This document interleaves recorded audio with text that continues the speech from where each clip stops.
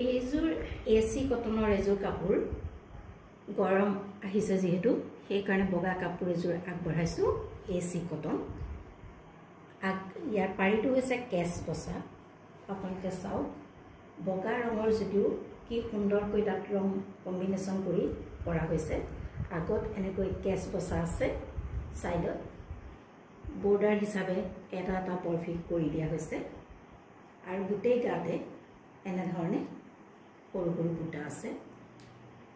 আগৰ কেছ বসা ৰঙৰ লগত মিলাই বুটাবিলাক মিলাই দিয়া হৈছে সৰু সৰুকৈ লগত এখন মেখেলাখন তেনেকৈ পাৰি আছে দু লাইন দুটা আছে আৰু এটা ব্লাউজ পিস দিয়া হৈছে ব্লাউজ পিছত